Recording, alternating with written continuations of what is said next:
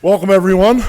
Thank you for coming to tonight's candidate forum, sponsored by the Wallingford Memorial Rotary Club. My name is Drew Elwood. Tonight's program is being presented by the Rotary as a public service to the community.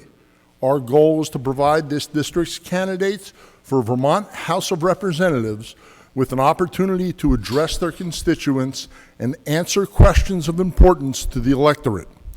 We call this a candidates forum because we want the responses to be directed to the voters, not a debate where the candidates address each other. Rotary is a nonpartisan, non-sectarian service organization. We will not offer an endorsement for this or any elected office. We do applaud each candidate for their desire to serve and thank them in advance for the benefit our community will receive.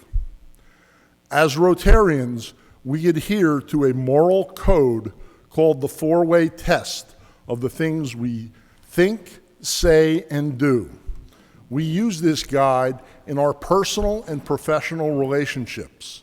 We ask, is it the truth?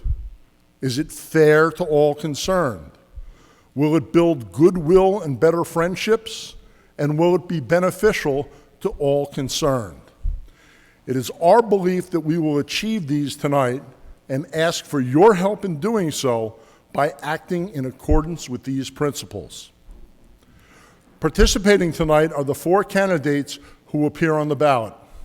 In alphabetical order, they are Tom Burdett, Kenneth Fredette, Arthur Peterson, and David Potter. Our format consists of 3 parts. To begin with, candidates will be given 2 minutes to introduce themselves, explain their motivation to hold office, and state their preparation and qualifications for the role.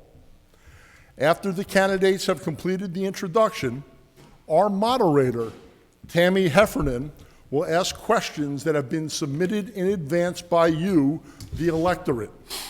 No questions will be taken from the audience tonight, and no candidate has received any information regarding the topics to be discussed in advance of this forum. After questions, candidates will be given 1 minute to summarize their case for your support and your vote. Each candidate will answer the same question without interruption. We ask that their replies be focused on the specific question, since other questions may address points they wish to raise. Answers to questions will be limited to 90 seconds. Candidates will be told when there are 30 seconds remaining and given a final warning when 10 seconds are left. As time expires, they will hear a bell, and we ask them to stop talking even if their answer is incomplete. At this time, I will turn over the evening's program to Tammy Heffernan, who will act as our moderator and begin the forum. Thank you, Drew. Good evening, everybody. Good evening, candidates. Thank you for coming and sharing your evening with me and with the rest of us. We're going to start with introductions, and the way we're going to proceed tonight is alphabetically. Can everyone hear me that's back there? Okay. Alphabetically, so we have them seated alphabetically, and we're going to start and rotate among the questions, so each candidate will get an opportunity to be the first one to answer a question at several times during our questions this evening. So we'll start with introductions. And this is the 2 minute? This is the 2 minutes. You may start. Just wanted to be clear. Hello, everyone, and thank you for coming, and thank you to the Rotary for putting on this event. It's an important piece of democracy to get candidates in front of the people. And my name's Tom Burdett, born in Rutland. I now live on a piece of the old family farm over in West Rutland, where my father grew up. And since it's only a short piece here, right now I'm the vice chair of House Judiciary. I've been on the Judiciary Committee for 8 years. And worked on a lot of important bills. And it's interesting how topics and issues that come up in Montpelier, how you gravitate to them and how they become important to you. And 3 of the important ones for me, one of is privacy. And I've done some important work on privacy and sealing up things like emails and text messages and privacy around law enforcement using drones and things like that. And I've reported those bills on the floor. I've reported chemical bills on the floor, the PFOA bills. Of course, is important in Bennington, and we also have some wells right here in Clarendon that are contaminated with PFOAs. And the big topic that I've really gravitated toward is protecting our kids. I've either authored, passed, sponsored, reported on the House floor 5 bills concerning internet crimes against children to help protect our most important asset, our children. So, thank you. Thank you, Tom. Ken? Thank you. I'll echo what Tom said, thank the Rotary and the town of Wallingford for providing this opportunity. I'm Ken Fredette. I was born in Rutland, raised in Rutland town, and have lived here in Wallingford for 35 years and 7 days. And I know that specificity because we moved in exactly 1 week before the October 4th snowstorm of 1987. Some of you might remember that. My wife Kate and I are closing in on 40 years of marriage. We have 3 adult children and 1 grandchild. I spent most of my working life as a commercial diver, starting out in the offshore oil fields in the Gulf of Mexico in the early 80s, and in later years working at hydroelectric plants, potable water tanks, bridges, pipeline crossings and rivers, things like that throughout the Northeast. And I retired a little over 4 years ago. I'm running both because several people encouraged me to do so, and I also feel voters deserve a good slate of candidates to choose from. At the risk of sounding immodest, I feel that I am a good choice. I've long been an advocate for Vermont schools and the children therein. I served 20 years on school boards, including a term as president of the Vermont School Boards Association, so I am quite familiar with working with diverse groups and working to build consensus to get things done. I've felt for a long time, and still do, feel very strongly that if we take care of the children, everything else will fall into place. Again, I appreciate the opportunity presented tonight. There's a myriad of challenges we're all facing, and I'm ready to help take them on. Thank you. Thank you, Ken. Art? Thank you very much, Tammy, and thank you, Wallingford and Wallingford Rotary. I think this is a critical part of democracy. It's very important the voters know who they're voting for, and I couldn't be happier to have this opportunity. My name's Art Peterson. I live in the town of Clarendon. Unlike the other candidates here, I can't tell you I was born and raised in Vermont. I grew up in the town of Easton, Massachusetts. If you have a child or someone that went to Stonehill College, I lived right around the corner from there. We moved here in 1978 after my stint in the Army. I was a West Point grad, played football there, 5 years in the Army, and then we moved to Clarendon, Vermont, and we've lived there ever since. As far as, and I want to say one thing to Ken, I do remember that snowstorm very well on October 4th as we were building our house when it happened. I'm on the Healthcare Committee. I'm a freshman legislator. This is my first term. Year 1 was all on Zoom. It was extremely frustrating. Last year, I felt like it was really the first year as a legislator, being able to be in the State House, make the connections you need to make to be an effective legislator. So I feel I need a couple more years to grow, to understand, and to learn, because it's a tremendous learning curve. As far as what I do, I'm on the Healthcare Committee, and we're involved in a myriad of problems. Some are sustainability of hospitals, workforce, nursing workforce, mental health issues, and waiting times in hospitals for mental health. And I guess I'm going to have to wrap it up because I got the 10-second warning. Thank you. Thank you, Art. Dave? Dave Potter.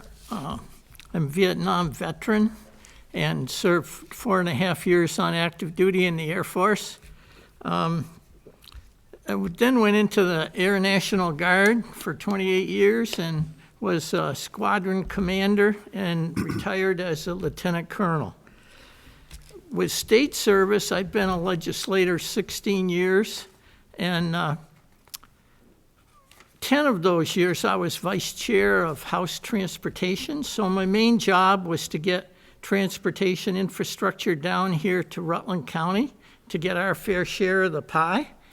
And we built 3 bridges, town bridges in Clarendon. We've done work here in Wallingford and other town bridges around and paving projects around the county. We did 3 major segments of Route 7 between Brandon and Pittsford at 20 to 30 million a pop, and 2 major bridges over Otter Creek in Rutland City at $11 million. I'm a country boy.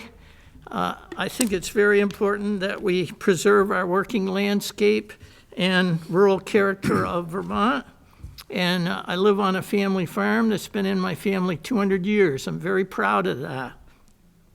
I was a Clarendon selectman 14 years, and while I was there, we did many projects to get infrastructure into the Rutland Airport Industrial Park. I'm running for 3 main reasons. One is to get through the current COVID crisis. The second one is to provide good jobs and economic opportunity. And thirdly, good health care, education, and a solid environmental future for our children. Thank you, Dave. Okay. That's okay. So now we're going to start with our questions. The questions were compiled. They were submitted, as you may have seen on Front Porch Forum. We asked the voters to submit questions. They were submitted, as Drew mentioned, the questions were tried to group together by topic. They are presented this evening in the order of the amount of questions or people who asked the same question or same topic. We're going to start and go with everyone alphabetically again and proceed. And we'll alternate that, as I mentioned, so each candidate has the opportunity to answer each question first, and then each one will be answering the question last at some point. So our first question is Tom. It's for you, and the first question starts with, please describe your position on Article 22, the Reproductive Liberty Act, and the reasoning behind your position. Sure, great, thank you. As far as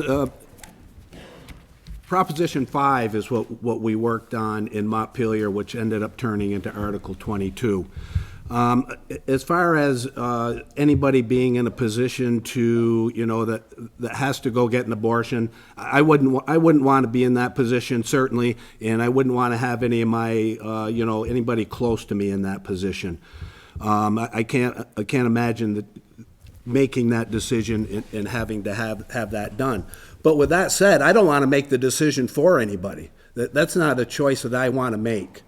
As far as my vote on Proposition 5 in Montpelier, I voted no on it. And the reason I voted no is because I heard from my constituents. My constituents made my decision on that. I heard from over 200 people, and there was 4 people that said to vote yes on it. It was over a 50-to-1 ratio of people that wanted me to vote against it.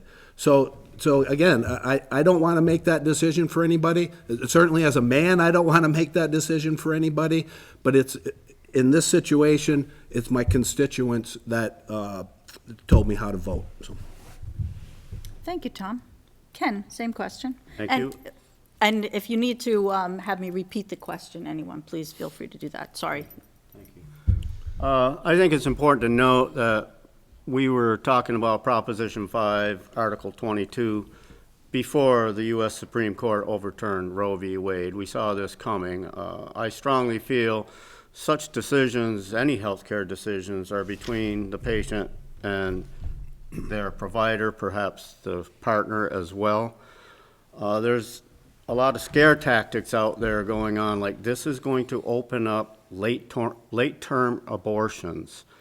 And that is not the purpose of this, and that will not be happening. In Vermont right now, there are no elective abortions after 21 weeks and 6 days. When you get to 22 weeks, it has to be for a medical reason. It has to be for health reasons. There's only one place you can get an abortion in Vermont after 22 weeks. That's UVM. Has to go through an ethics panel. So what Article 22 is doing is just codifying in our Constitution that a legislator, a new coming legislature won't be able to just come in and say, we're banning abortions in Vermont, no exceptions. They'll have to go through the same process that Article 22 has gone through, getting passed by both the Senate and the House, 2 legislative sessions, and then go to the people for a vote. So I support it wholeheartedly. Thank you, Ken. Art? Could you repeat the question, please, Tammy? Absolutely. Please describe your position on Article 22, the Reproductive Liberty Act, and the reasoning behind your position. Okay. I am totally opposed to Article 22. I spoke on the floor of the House very passionately about it. I have in front of me that an individual's right to personal reproductive autonomy is central to the liberty and dignity to determine one's own life course. We'll stop there. Once you make this a right, you will have the opportunity to, you must be granted the right to have an abortion up to the day of birth. This gives that right to women, and it will, despite what might be the case right now, when you put this in the Constitution as a right, you now make it so that you can have an abortion at any time. 80%, in recent polls, 80% of Vermonters and 80% of U.S. citizens are against late-term abortions. And this, it gives no age, it gives no sex, it is a blanket statement, and I think that's very dangerous. Thank you, Arthur. Yep. Dave, same question. I have never counseled any person to have an abortion or to seek an abortion. I think it's the business of a woman and her doctor or her clergy or her spouse to make the decision about reproductive matters. It's not for me as a politician to set any guidelines around that. They can handle that themselves. There are very few late-term abortions performed in Vermont. They are only done for health reasons. No children are aborted for the reasons that a mother might choose to do it as an option. They're only done when the fetus has an anomaly or the health of the mother is in jeopardy. So there are not late-term abortions provided in Vermont beyond those descriptions. Thank you, Dave. Okay, the next question, and we'll start this question with Ken. What steps should the legislature take to help resolve our healthcare problems, especially high out-of-pocket costs and the shortage of primary care doctors and mental health professionals? Thank you. And that is a mouthful, so I probably will repeat that question for you. Well, it's a huge topic, and my knee-jerk reaction is I think in this country, everybody should have access to health care, and it probably should be done at a federal level, although that's maybe not a popular statement. But I was, years ago, saw a theater troupe saying, you don't want the government in your health care. That's like saying the NFL shouldn't be into football, you know. But the health care crisis, and Art serves on health care, I know he said it's a pretty complex issue. One thing, the high out-of-pocket expenses, I think we're making progress by negotiating with pharmaceutical companies for for prices, drug prices. And I also think it's a good idea, the concept that we're trying in Vermont here to promote wellness and pay for results as opposed to paying for testing, paying for services, is a good concept that is yet to reap rewards. But one thing I do have a big issue with is the managing entity taking taxpayer dollars and not having to show us their books. They don't have to show us what their executives are paid or what any of their employees are paid. So I think that needs to happen, and I'm willing to work on solutions. Thank you, Ken. Art? Will you repeat that question? Absolutely. What steps should the legislature take to help resolve our healthcare problems, especially high out-of-pocket costs and the shortage of primary care doctors and mental health professionals? Thank you very much. In the Healthcare Committee, this is front and center to everything we've been talking about last year and the year before. This year there was a bill that gave the Green Mountain Care Board $5 million to try to redesign the healthcare system to help solve some of these problems. What success they'll have, I'm not sure. It is a daunting problem with many moving parts. Now, one of the things we're trying to do is to move from fee-for-service to a wellness model, something like what Ken mentioned, and that is in the works, and I don't totally understand it yet, but it has to do with wellness, it has to do with overall health, rather than a doctor getting so much for a procedure he performs. The redesign, hopefully, by the Green Mountain Care Board will be the biggest thing we have to hang our hat on. But I can tell you that health care is very complex. The payment of it is very complex. One of the things we're dealing with now is hospital sustainability. Hospitals, because of COVID, have been in the red, and we're working on that. So there's a lot of moving parts, and we've offered incentives to physicians to come to Vermont. Thank you. Thank you. Dave, same question. Efficiencies are to be gained paying for health care in Vermont. I think we can use other countries that have healthcare systems that better provide health care to the whole population at a cheaper expense. And we should look at them for models of how we can do that better. Healthcare in Vermont is generally good.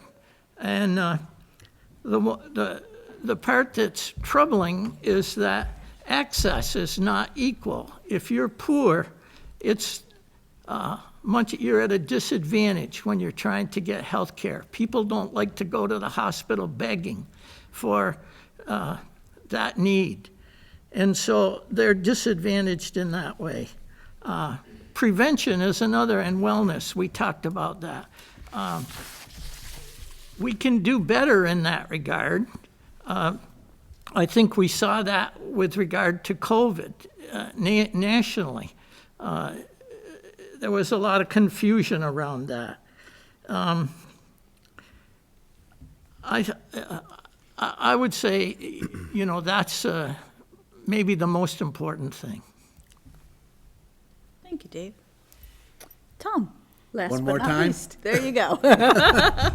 No, I mean, repeat the question one more time. Absolutely. Great, thank you. Sure. What steps should the legislature take to help resolve our healthcare problems, especially high out-of-pocket costs and the shortage of primary care doctors and mental health professionals? Great, thank you. Welcome. My primary care doctor is one of the few left that doesn't work for the hospital. And he's thinking about going to a concierge type system and more of a wellness system on his own without getting any mandates from the state, which I think is great. And a big thing that hurts doctors in the state and the country is Medicare and Medicaid reimbursements. They get pennies on the dollar for what it costs them to do their work. And those rates need to come up. They crawl when those things, those rates are increased.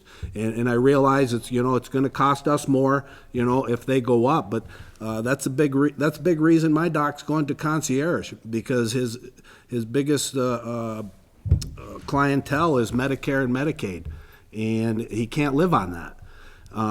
As far as efficiencies go, I think everybody knows that the Rutland Regional Medical Center and a lot of the local caregivers are consolidating, and it's a lot cheaper to do business that way. Again, I'll go back to my doc. The primary care, they can't stay in business, so that's why they do that.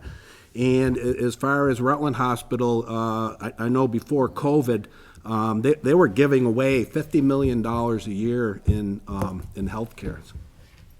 Okay, thank you. Moving on to the next question, and Art, you'll start with this question. Lack of childcare is keeping many people out of the workforce. How should the legislature address this statewide problem?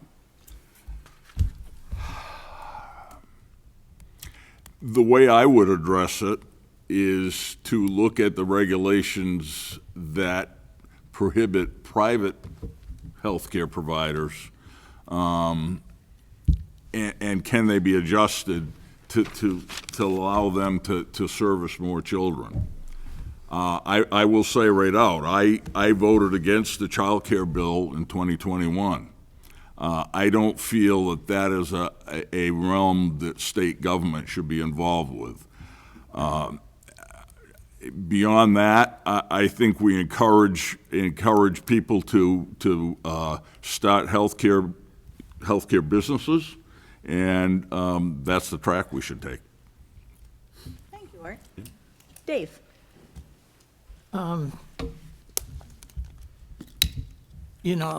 It's very important to have childcare.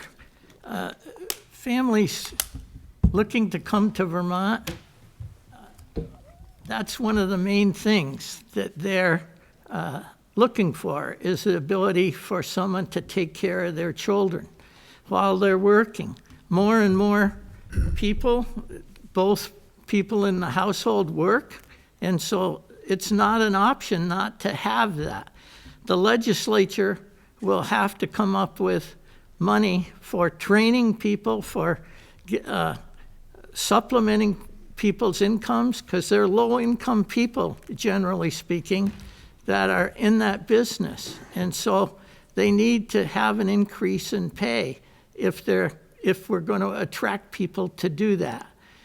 It is a function of government to help to subsidize childcare and to attract people to Vermont and to provide childcare for people that are in Vermont and want to work. Thank you, Dave. Tom, do you need me to repeat the No. question? Okay. No, I'm good. Thank you. You're welcome. Yeah, childcare is a big issue, and not just in Vermont. It's expensive.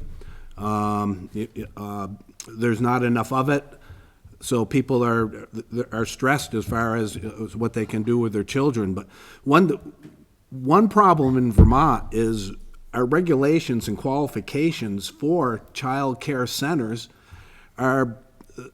they're too tough. They're too tough to get certified to do it. We have a program in the state called the 5 Stars program, and it takes a lot of time and a lot of money to get to the the 5th star, and it's almost stops people from doing it.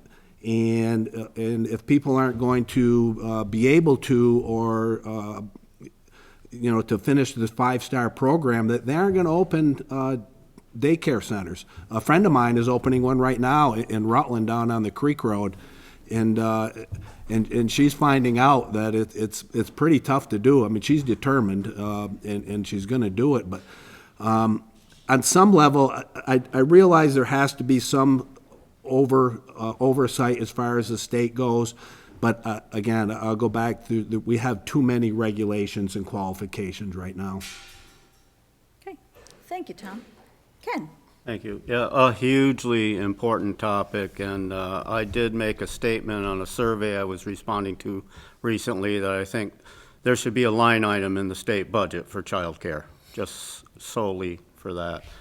I do agree the regulations need to be revisited. I mean, they have heights of sinks, how many toilets, heights of toilets, how many square feet per child, how many adults per child. There's a lot of moving pieces, and that's good. We got to protect our children, but we also have to make it easier for people to provide these services and within limitations. Childcare, like education in general, is a front-loaded investment. You put the money into it now, you get your returns later on in the forms of good upstanding citizens that are productive members of society, in the form of people coming to Vermont, people staying in Vermont to raise their families, enter the workforce, more income, strengthens the economy. It's a lot of wins there, but again, it's a must-have. Just good quality childcare so people can enter the workforce. Thank you. Our next question is another little bit long-winded, so please feel free to ask me to repeat it. Now that all of the towns would have Now that all the towns that you would represent have passed declarations of inclusion, and the governor has issued his proclamation of inclusion, what steps should we take as a state and as individual towns to work toward effective implementation? And Dave, we'll start with you.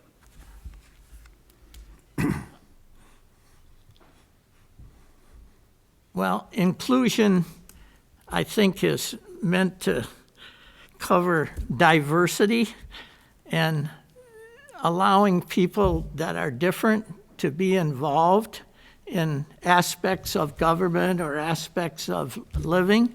And, you know, I think we should all appreciate diversity and inclusiveness, because not any one person has all the best ideas. So by actually affirming that diversity and inclusiveness, you get a better result. You have more ideas on the table to solve problems or to participate and get a job done or invent something new or whatever the case may be in that regard.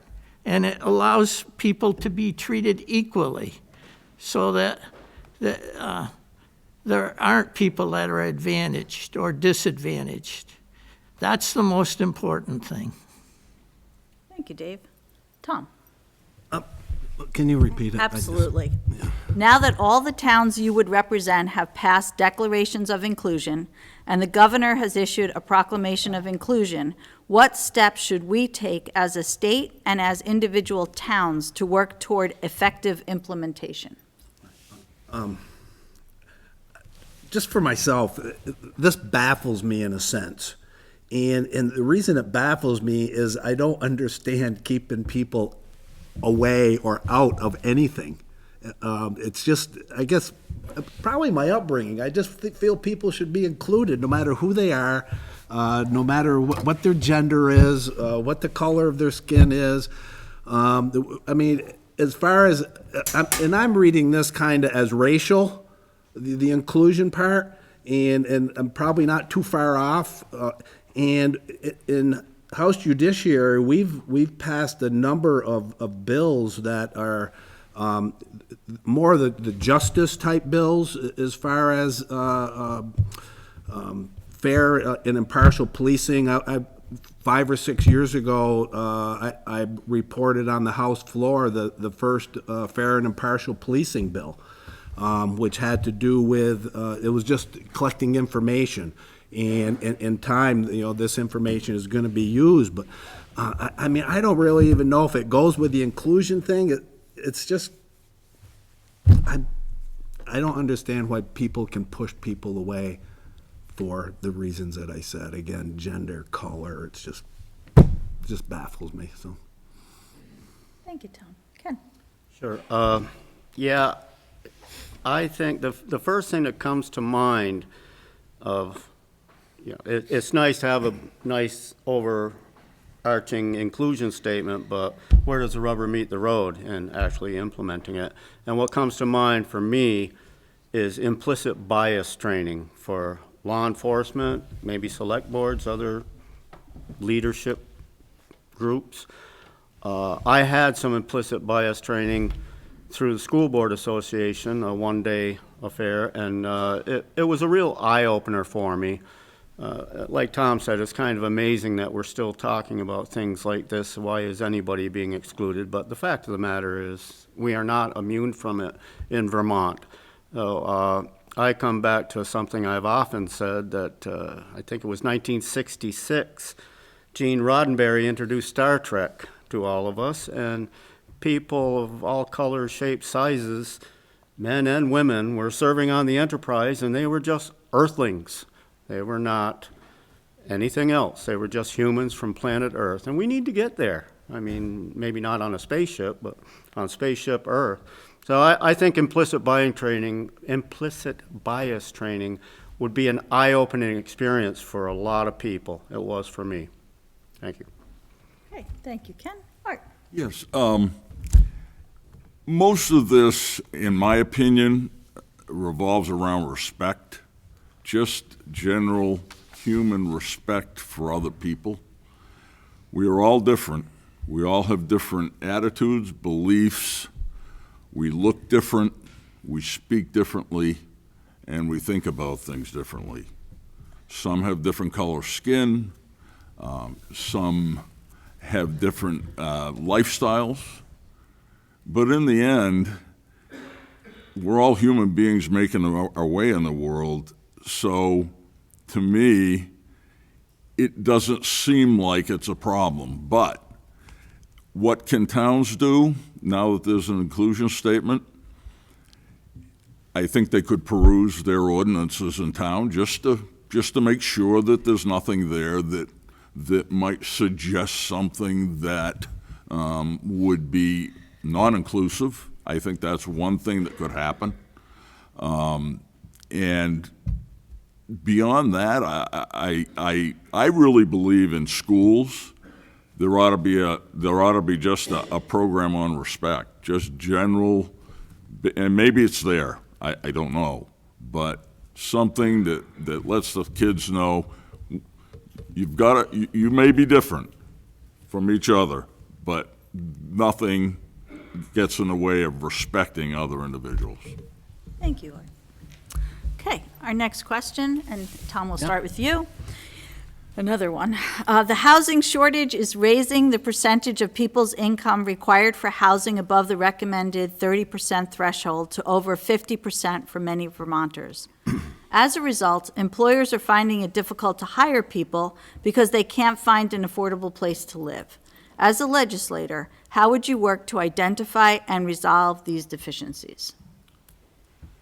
Well, my hope is that business could solve it for themselves. And we have a business right here in this area, Casella's, that has just purchased St. Joseph, the provider, and part of what they're going to be doing over there is putting up housing for their employees.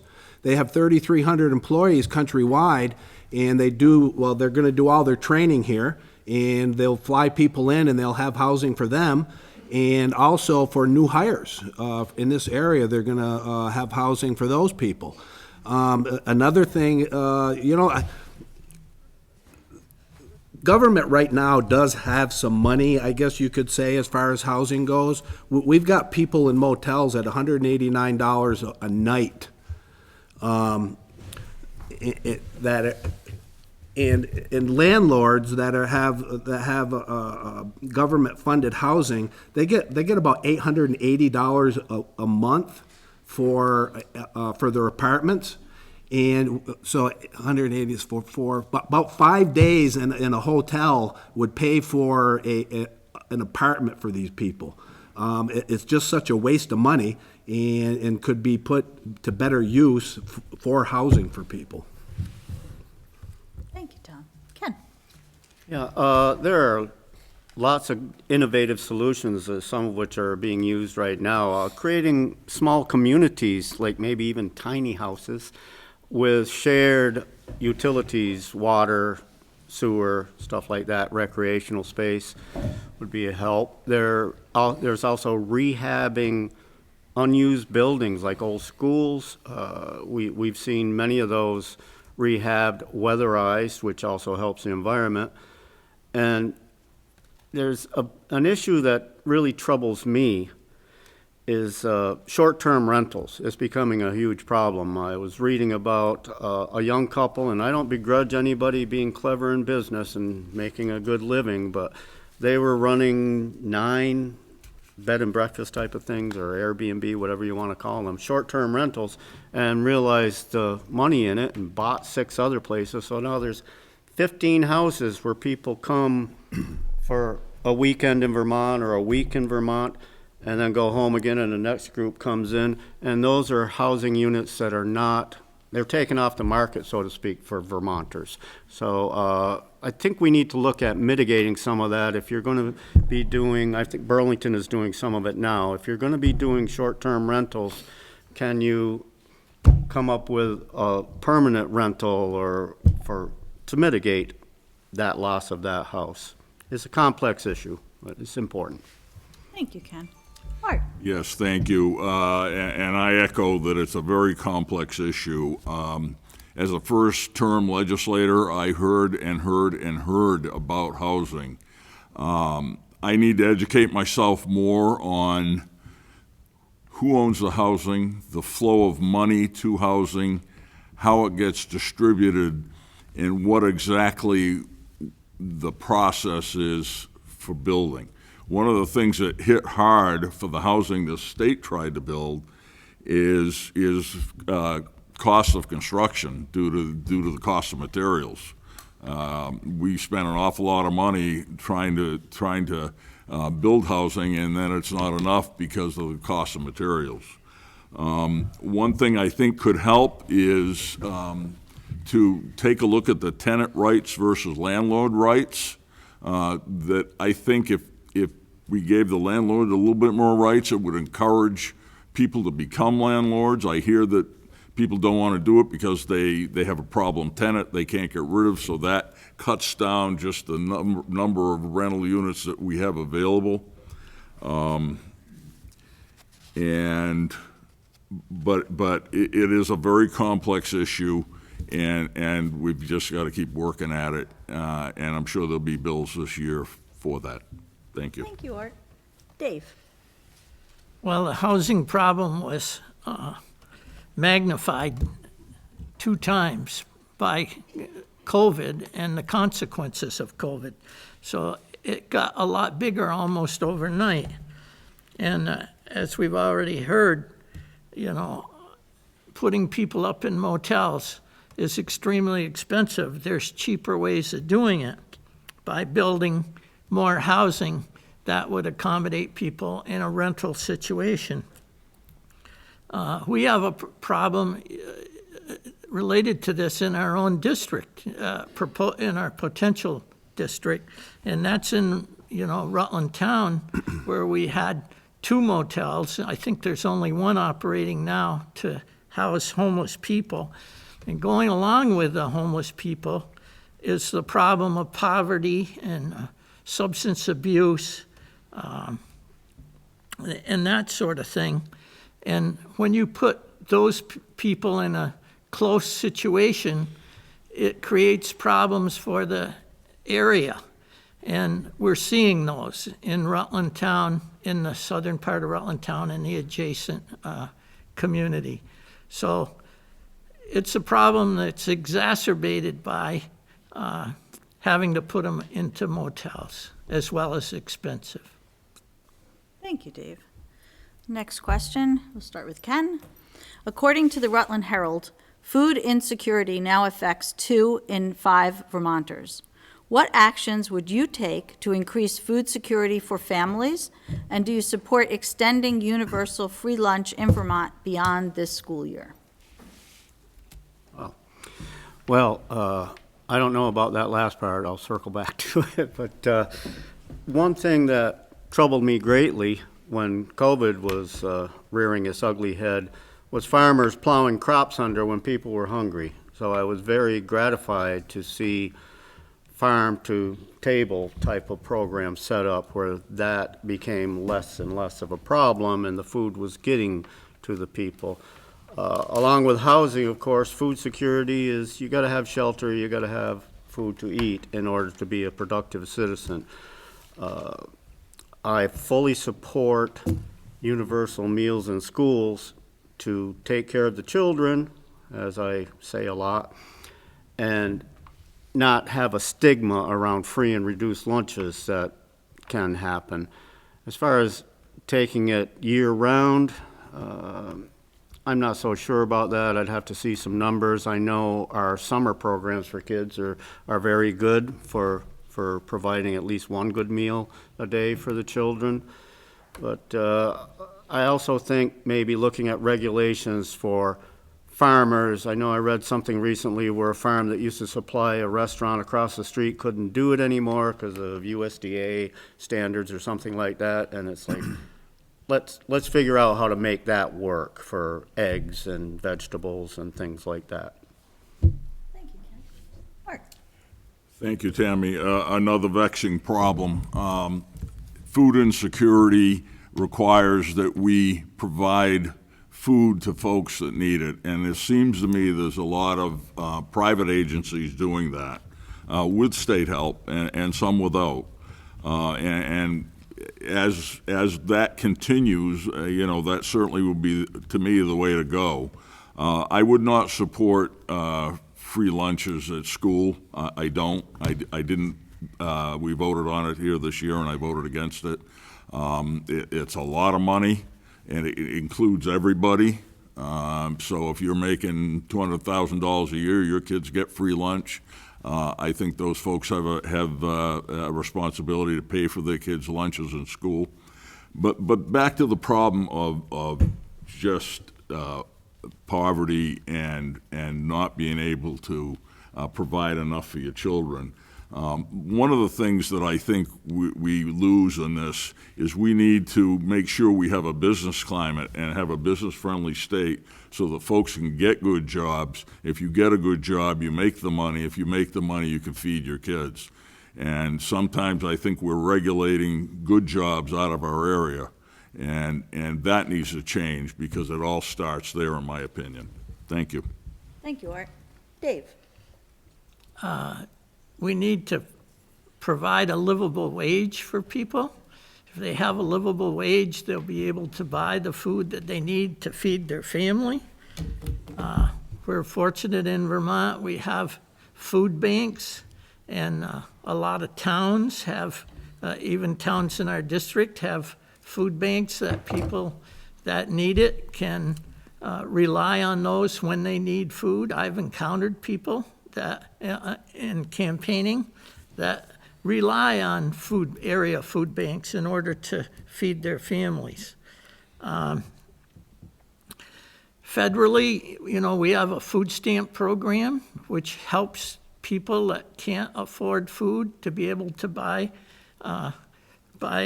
nutritious food and feed their families through that program. And I fully support schools that provide free lunches to students.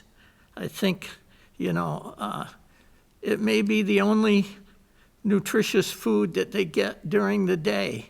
If their family doesn't have the money to buy food, this could be their only possible source for having a decent meal on that particular day. Thank you, Dave. Tom? Great, thank you. Art, did you steal some of my notes over here? No. I voted against universal meals. I'm just going to be repeating what Art said, is I have a real issue paying for somebody who's making, the $200,000, $300,000, $400,000, $500,000 a year, paying for their kids. We've discussed this in Montpelier more than once, and I used to be on Human Services, so we used to talk about this thing all the time. And there is stigma involved with it. But the technology we have today in the way we can do things, we can work around that. And I appreciate people talking about, better jobs, more money for people, and less food insecurity, but we're always going to have it. I was born in '56, so in the early '60s, I was in grade school, and those are the times the dollar was probably worth more than it's ever been worth. And I can remember that we had kids in there that I guarantee that had food insecurities back then. There was only a couple. It's not like the numbers that we have today, but we're always going to have it. But I really think it needs to be income sensitive. Thank you, Tom. So our next question, Art, we're going to start with you. And do you support moving education funding from the property tax to the income tax? Why or why not? Oh, boy. Easy one, right? Education funding is extremely complicated. I don't know, I'd have to look at how that would be put together. I don't want to categorically say one way or the other. That's a very, very difficult question. Income, property, and there's another piece that gets paid, and I forget what entity pays that part of education, all go into a pot and fund education. I don't know an answer to that. I don't have a good answer. Funding education has bounced back and forth a lot, and so from my standpoint, I'd have to hear more, and I'd have to see a bill and what it would entail. Thank you, Art. Dave? I've supported the notion of moving education finance from the property tax to the income tax. It isn't going to be an all or nothing kind of thing. It would be an incremental kind of transition. One of the main reasons for doing it is senior citizens that no longer have income but have property. They would need a break. So this would help them to lower their property tax. It would also allow people with high incomes to contribute more to the education of our children. I think it's mainly necessary because it will help senior citizens probably more than any other single group. Thank you, Dave. Tom? Boy, the devil's in the details on this one. Going from one to the other, in one swoop, I would say no. Could it be a hybrid system, including both someday? Should people who don't have kids anymore get a little break, and people who do have kids pay a little more if they can afford it? That goes back into the income. And we already have a system that's kind of a hybrid that goes by income, because there is property tax relief for people who, whose income is at a certain level. So that hybrid system is there. Do we lean a little more toward the income? I don't know. When bills come out and again, when the details are there, that's where the decision has got to be made. It's just not that simple to say one or the other. Thank you, Tom. Ken? Well, for many years, I was opposed to this concept. I had a member of the board, the Wallingford Elementary Board, right across the street here, that used to work for the Fed, and he convinced me, and rightly so, that property taxes, property values are more stable. They're a more stable source of revenue. Incomes can fluctuate over, recessions and such. But I've come to see that in a slightly different light. Tom is right. We already do have some income sensitivity. There is a cap on what people have to pay of their total income. But it's a complex formula, and it needs some work. One thing that comes to mind, it's a very important group of Vermonters is farmers who may be land rich but not have that much of an income. So what I see happening, and I think what they're talking about, is a hybrid where Vermonters on their primary residences will pay based on income.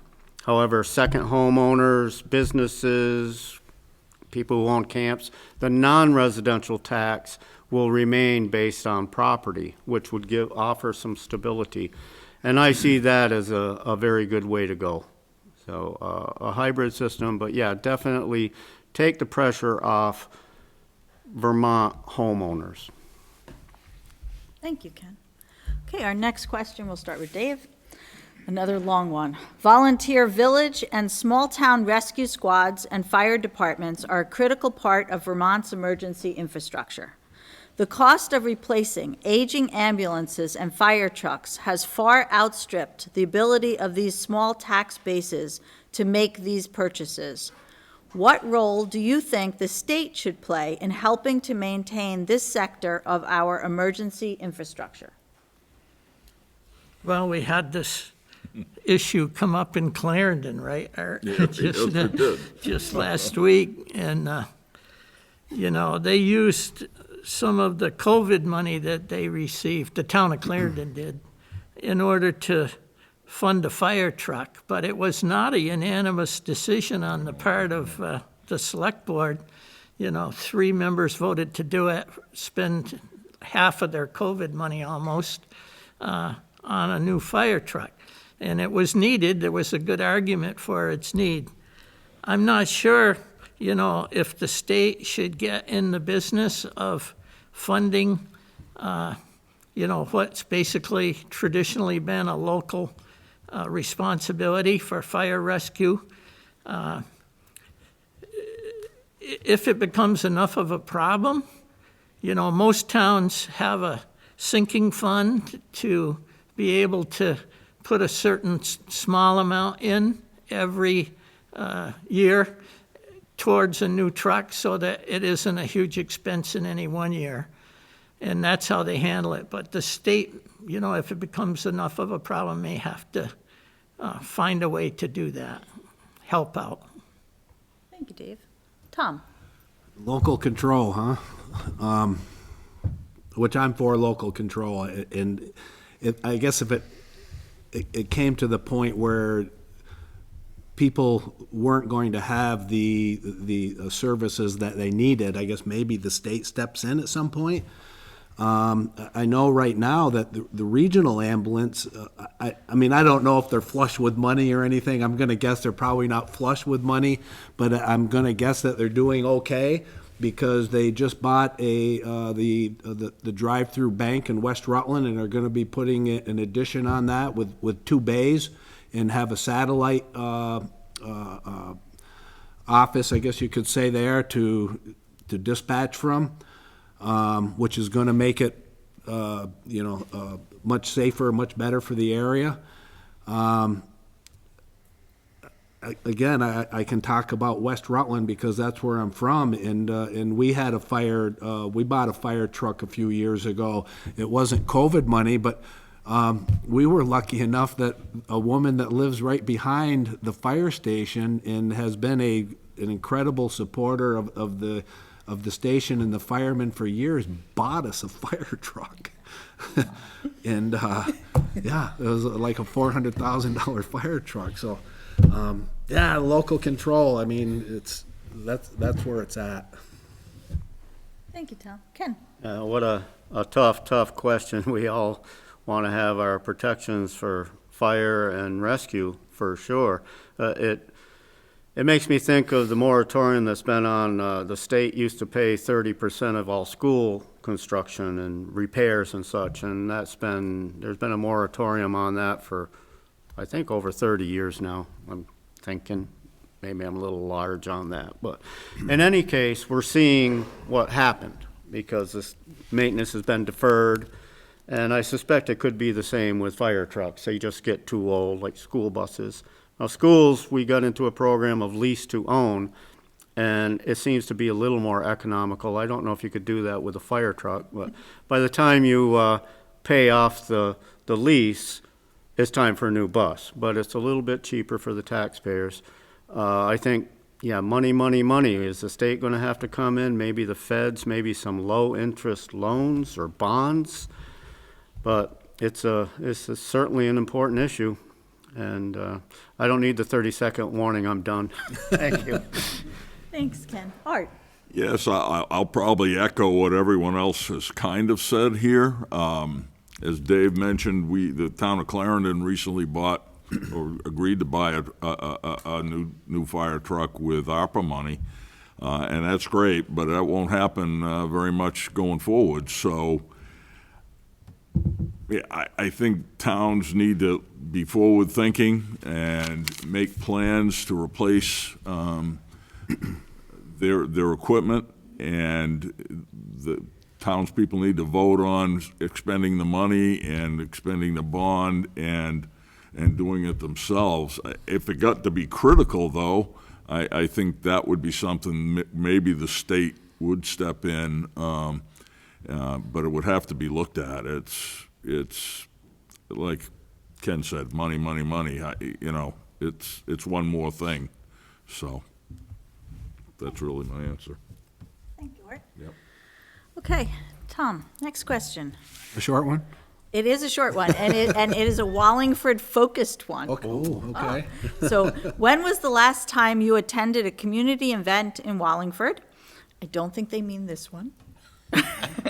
Not to campaign, but to participate. For example, Wallingford Day. And do you attend or help with any of these events?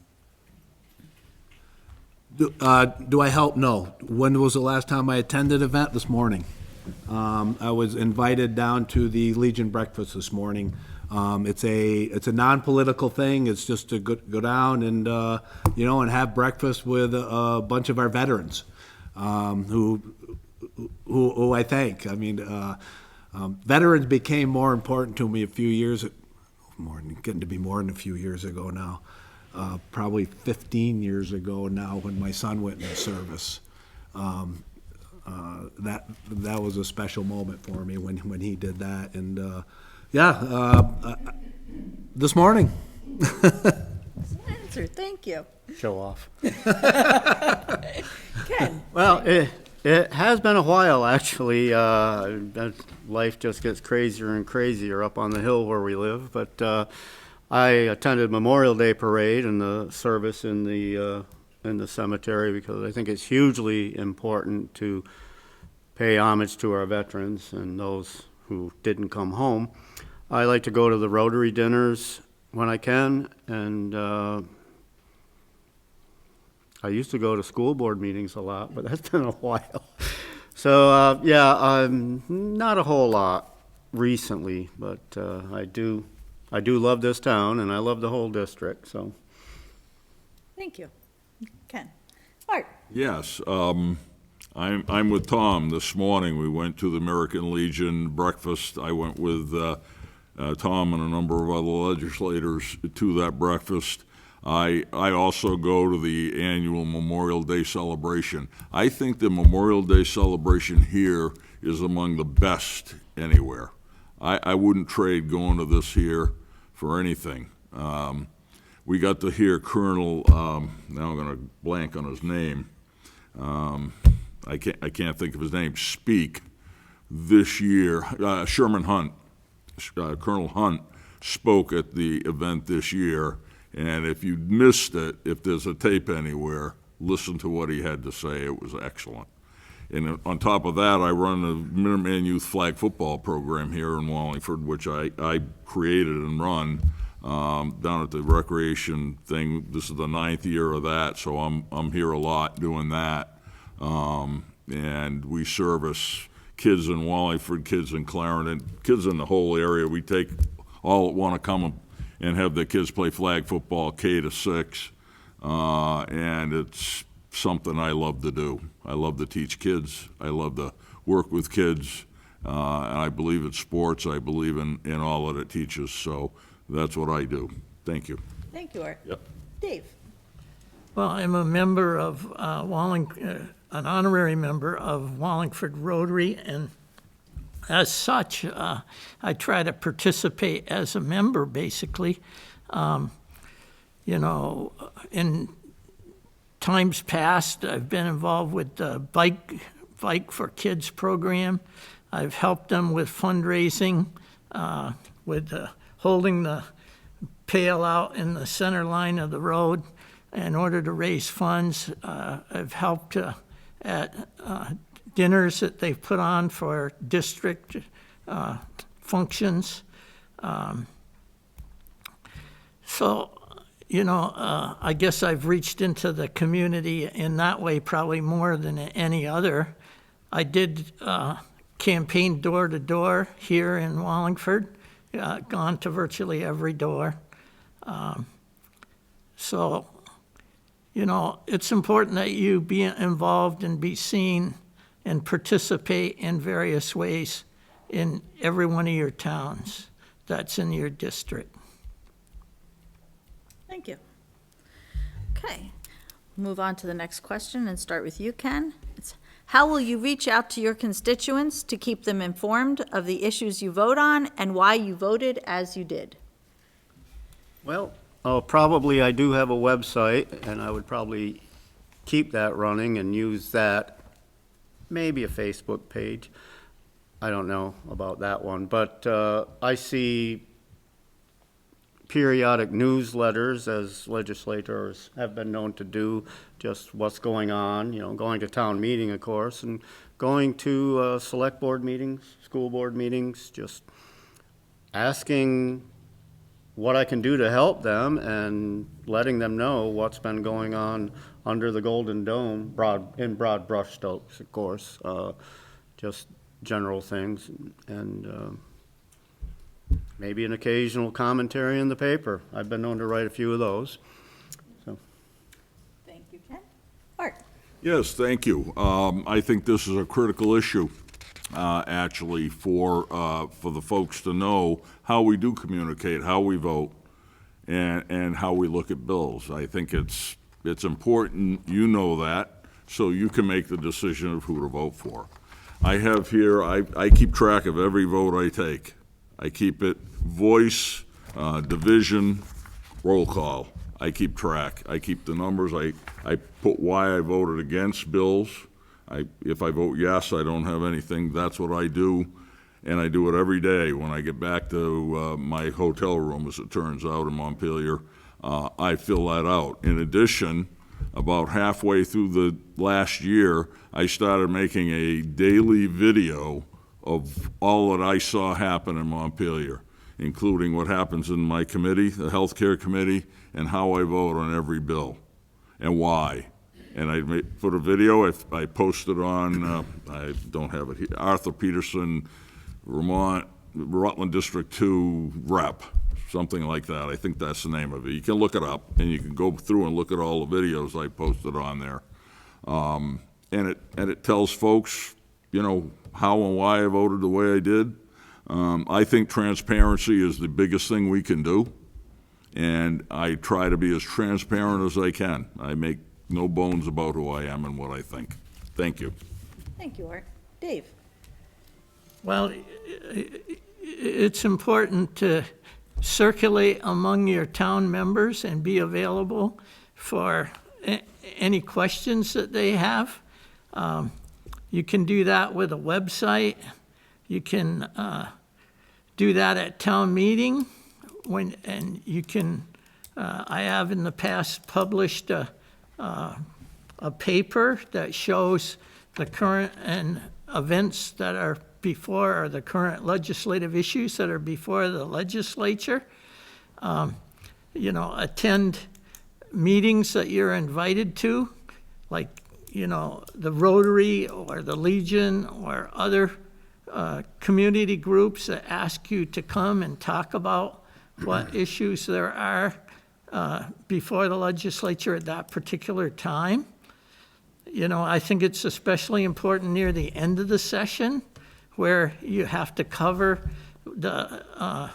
what you've done in the last few weeks, or maybe even what you haven't done that's left for the next session. Thank you. Tom? I think one of the most important things that we've done that is definitely a benefit of COVID is everything is zoomed now. Any meeting that happens in Montpelier, you can go on and you can, go to past meetings, you can go to live meetings, and see what's happening. And from there, all our votes on the floor are online. If people wanted to see how we voted on something. But myself, I'm a big Facebook person. Through the years, I've been putting a lot of information on Facebook about, how the things that are happening in Montpelier, and not to take it off of me or off of us. I would love it if more constituents contacted us. If on any issue, if I get 10 emails, 10 people contacting me, that's quite a few. And if I get 50, that is a lot. So with Proposition 5, I got over 200. And if I could get over 200 on every bill, I would certainly be working more toward what everybody in the district wanted. Thank you. Okay, Art, next question. We'll start with you. Do you support Proposition 2, the Vermont Prohibit Slavery and Indentured Servitude Amendment to amend the Vermont Constitution? Why or why not? Yes, thank you, Tammy. Yes, I voted yes in the roll call vote for Proposition 2. What I felt it did was to modernize the language around slavery.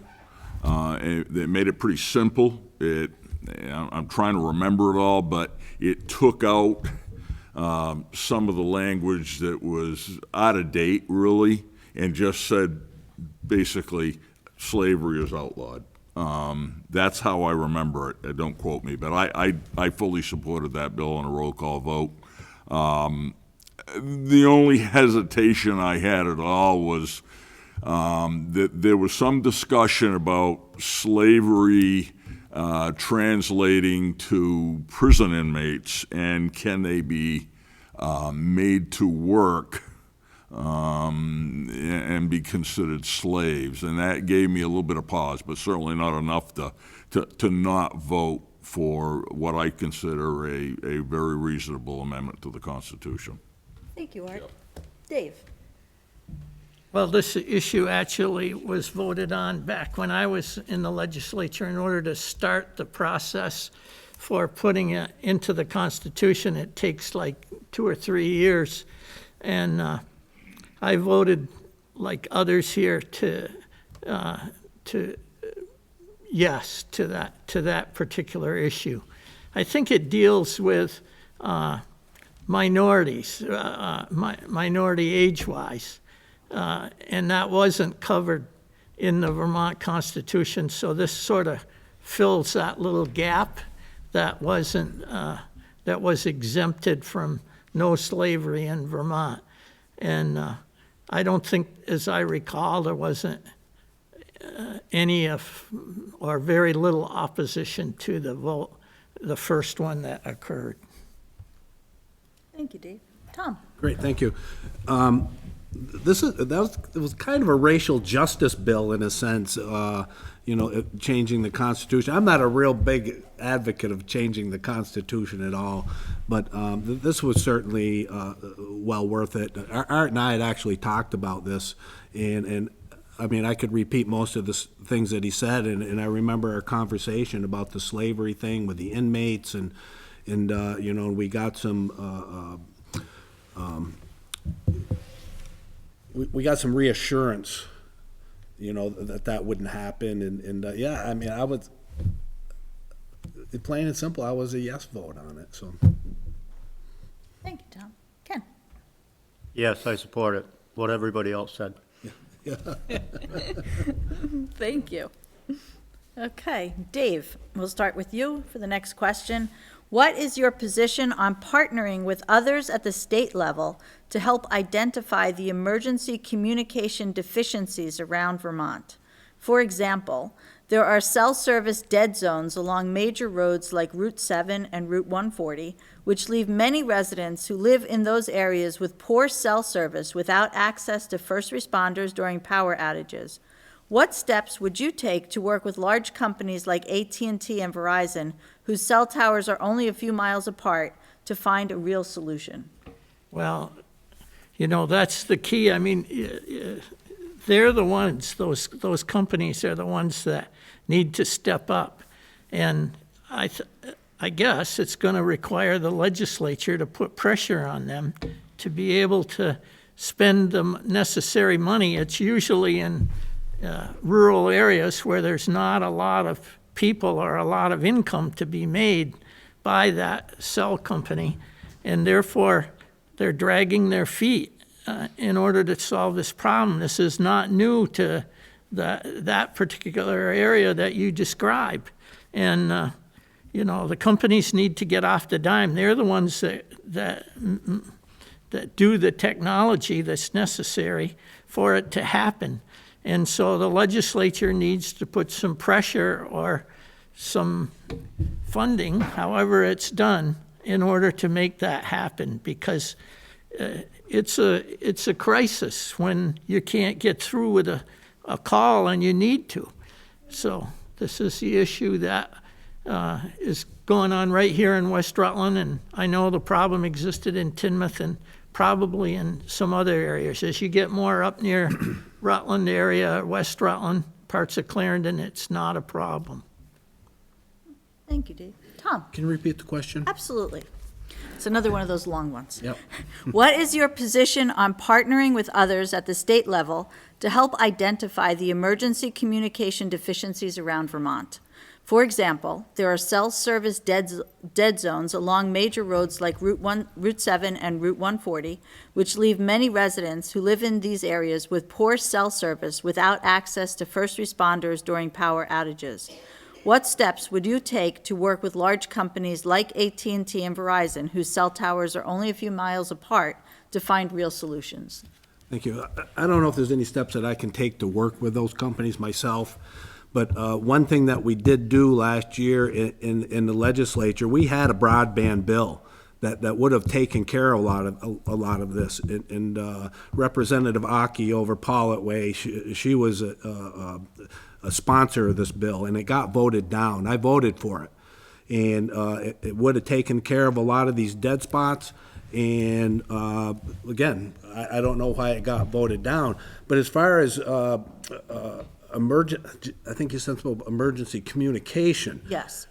Our call centers, we used to have call centers all over this state as far as emergency communication goes, and they all got centralized. And that was one of the worst things that ever happened to our emergency system in the state of Vermont. We used to have a call center in Rutland. They're down in Westminster now. And I had some personal experience with it. Is there was a car in West Rutland that was broke down. It was almost on the tracks on Route 4. And I called 911 and got somebody down in Westminster, and they had no idea where I was. They had no idea where the tracks in West Rutland were. And if you can get if we can get these call centers back local, people know where everything is in the area they live in. They can dispatch people faster and certainly take care of people in emergency situations. Thank you, Tom. Ken? Yep, well, I'll echo Tom's statement about the call centers. It's a problem. It's a real problem. And, if you call them up and you have to explain what town you're in and all that, they should be able to just look at your phone number and know where you are somehow. To the other issue, it makes me think about when there was a big push to get electricity out to all the rural areas to make sure everyone had the new magical electrical power. And then the same thing with postal service. I mean, we had, I suspect, interventions from government entities to say this is going to happen. And what Dave was saying is to put a little pressure on these companies. Maybe it shouldn't be all about how much money they're making and weigh that against the safety of the people. But, and I remember the broadband bill, I didn't realize it had gotten voted down, but it seems like we were investing a lot of money in it. I know some time ago, there were towns up north that were forming their own little community of internet services. I don't know what's happened with that, but yeah, it is a problem. People should have access, and it doesn't seem to me to be an insurmountable problem without throwing a whole lot of local money into it, since we have the ARPA funds. Thank you, Ken. Art, Could you, hate to ask, but Absolutely. could you repeat that? not a problem. What is your position on partnering with others at the state level to help identify the emergency communication deficiencies around Vermont? For example, there are cell service dead zones along major roads like Route 7 and Route 140, which leave many residents who live in these areas with poor cell service without access to first responders during power outages. What steps would you take to work with large companies like AT&T and Verizon, whose cell towers are only a few miles apart, to find real solutions? Okay, thank you very much. One of the things with communications, and this is kind of my bailiwick a little bit, I spent 40-something years with the Bell companies and so forth, so I know a little bit about it. I think we need to work at this incrementally. First of all, I think we need to determine where the dead zones are. That's a bill to spend the money to determine where the dead zones are, I think is the first step. Once you determine that, you determine whether those cell towers can reach those areas. Maybe they can't. Maybe we need another tower. Another tower means permission to do it.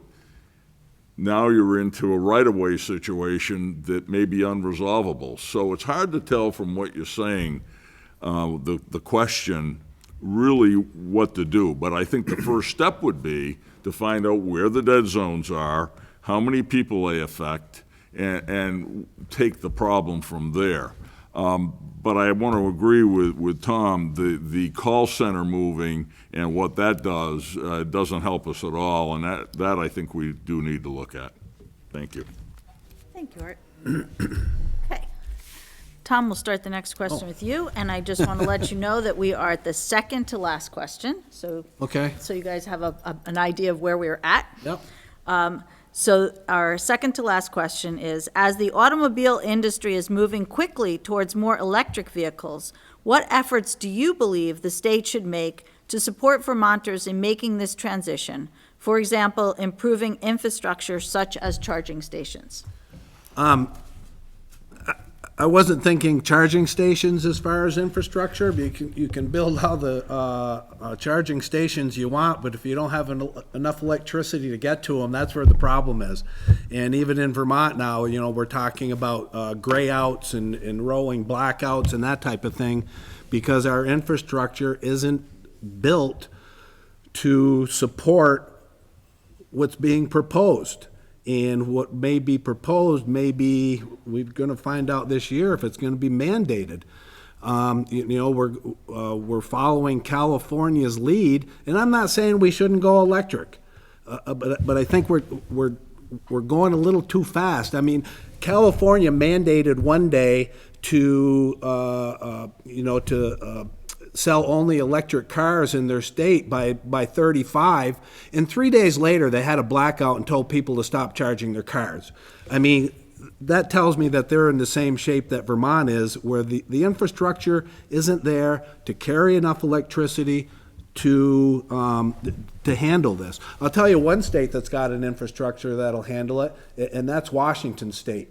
And Washington State has a lot of electricity because most of their electricity is cheap, it's ecological, and it's nuclear. Thank you, Tom. Ken? Well, yeah, the charging stations is, what Tom said, you can build all the charging stations you want. If you don't have the electricity to send to those charging stations, you got an issue. Now, I see the possibility of using a lot of solar power for this. We also have an opportunity in Vermont, in my former lifetime, I worked at a lot of hydroelectric plants. There are a lot of small hydroelectric plants in Vermont that are no longer used or haven't been used because they just weren't making enough money. But as technology has increased and improved, rather, these old dams that are still in existence can come back to life again. I've personally worked on 2 projects up north, in North Troy and in West Charleston, both in Vermont, that rehab these old hydro plants, and it's a good potential there. We do have a lot of infrastructure as far as main power lines go that we don't have the issues they have in California. But I don't profess to have all the answers, and I think it's going to have to be incrementally done, but I think it must be done. Thank you, Ken.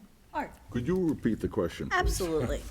As the automobile industry is moving quickly toward more electric vehicles, what efforts do you believe the state should make to support Vermonters in making this transition? For example, improving infrastructure such as charging stations. Yeah. I'm philosophically opposed to us changing how people buy and drive vehicles in this state. I think that the economy, invention, and those things will bring us to a point where we have less polluting vehicles. Who knows what fuel they'll use? I think for us to delve into this area, which we're already doing, I know, with subsidies to buy electric vehicles, it gets us into a morass of stuff that will cost us all money. And possibly break the electric grid. So as far as what we should do, I would go very slow in doing much to help an industry at this point with charging stations. Thank you, Art. Dave? We had testimony in the House Transportation Committee back a couple years ago that said that 80% of charging will be done in your own garage at night. And so your grid will not have to be changed drastically. It will need to be changed, and there will have to be more electricity generated, but it's not going to have the impact on the grid that many people think. Climate change is an enormous problem. It can't be ignored. Some scientists think that we're already too late in dealing with the problem. It's going to just keep accelerating no matter what we do. And it's a global problem. It isn't that Vermont is too small or that anybody here in this room is too small to have to think about it. We all need to stop taking carbon atoms out from under the ground, the earth, and putting them into the air. It's almost that simple. Every one of us, I did it driving here, and most of you did the same thing. We need to change how we're doing things in order for the planet to survive, regardless if that costs us some money or not. And I do not support a carbon tax in order to accomplish that. Gasoline tax. Thank you, Dave. Okay, we'll have our last question of the evening, and I want to thank you all for your patience and your kind and informative answers. And this one's a bit of an open-ended question. So we'll start with you, Ken. What do you feel is an important issue that the legislature has not addressed? Ooh, an important issue that the legislature had not addressed. Are you sure it's my turn to go first? According to my list, yes. I guess what comes to mind is, I'm struggling for a word here, reform of the law enforcement. And I am in no way, shape, or form in favor of defunding police. I think police need more funding, and in that, having implicit bias training, having social workers embedded with them. I know there has been a lot of work done on that. I know they're working on the immunity issue and not having a law enforcement agent do something that's not quite right and be able to go someplace else. So I think we really need to look at social justice reform, I guess is what I was struggling for. And I know they have been working on it, and I think most of our law enforcement agents and agencies in the state of Vermont are good and do a great job. But if you look at what's going on, you know, and the numbers of shootings and murders and things like that, we've got a big problem. So I would be glad to help work on that if I get up there. It's a daunting task. But that's one thing that came to mind. Thank you, Ken. Art? Yes, thank you, and I'm going to go the same route, but differently. Law enforcement, crime and punishment. There's an effort happening in Montpelier to, in my mind, punish law enforcement and understand criminals. And it's just the opposite of what it should be.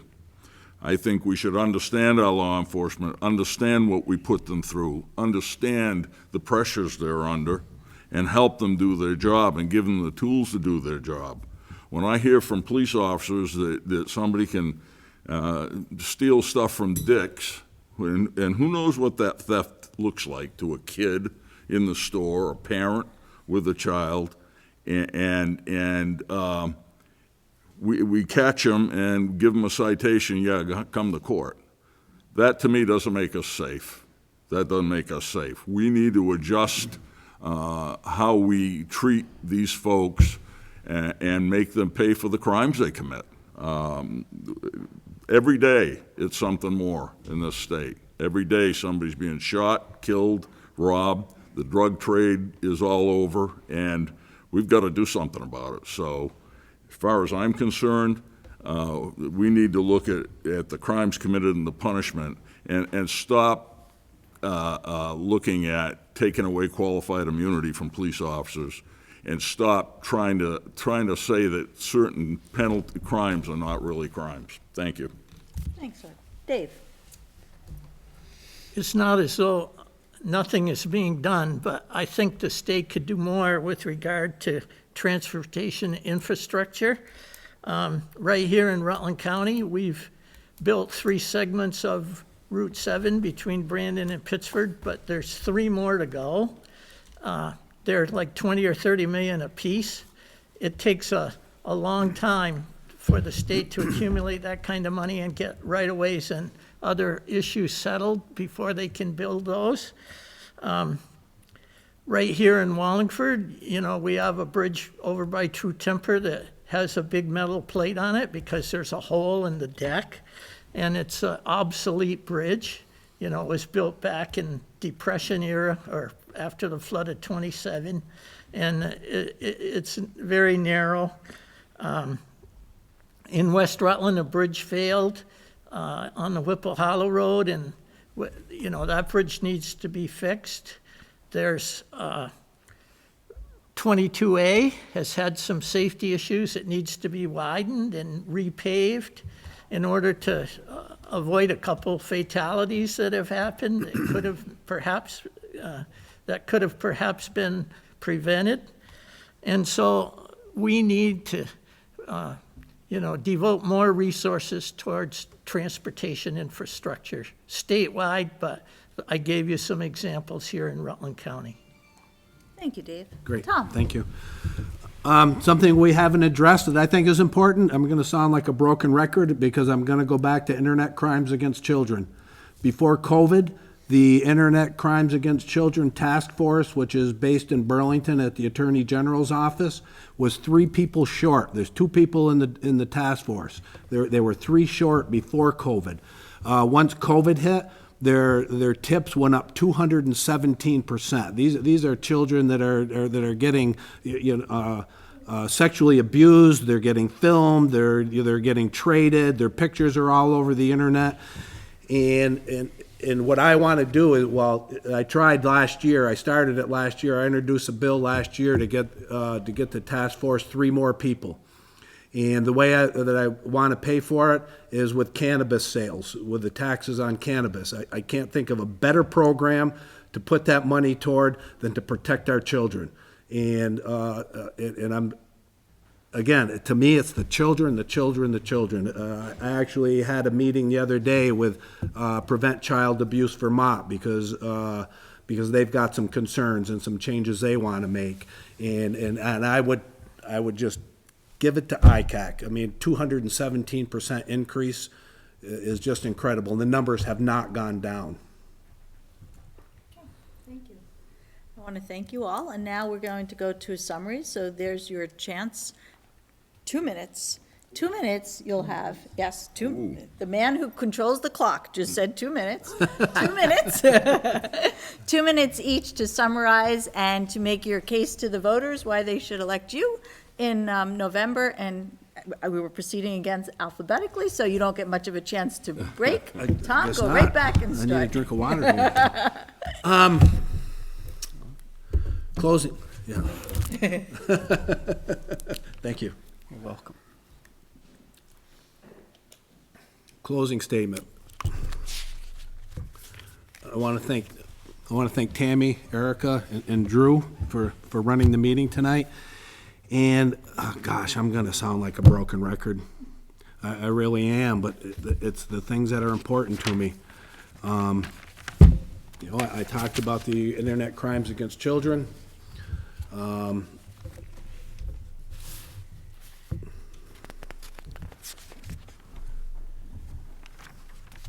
We've talked about health care. We've talked about infrastructure. We've talked about electricity. They're all important topics, but I've been on House Judiciary for 8 years now, 6 years as the vice chair, and another important aspect of that we've worked on through the years is the policing that everybody was talking about, and revamping, and we've mandated that they do extra training. We've encouraged them as far as the social workers go, and that stuff is starting to work. It doesn't happen overnight. And I want to go back. I want to go back on House Judiciary.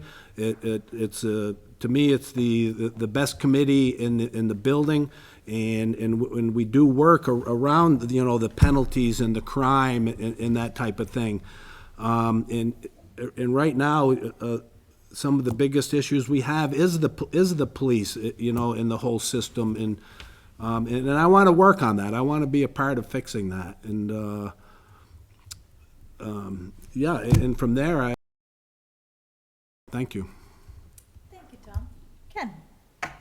Thank you. Yeah, I think I'm pretty well qualified, even though I have never actually served in the legislature. I did have 20 years of school board, 10 years as an officer on the Vermont School Board Association, and most of that time in leadership positions where I worked with very diverse groups of people and worked very hard to build consensus to get good work done. My main platform is we need to get back to the time that wasn't so long ago where we can agree to disagree and then find a common ground to start from and move forward and get some work done, instead of drawing lines in the sand. The major bill that just passed at the federal level, which came to be called the Inflation Reduction Act, I was watching very closely because I see climate change as a clear and present danger. And I found it disturbing, to pick a word, that it went along partisan lines, 50-50, with the vice president having to break the tie. We've got to get back to getting some good work done.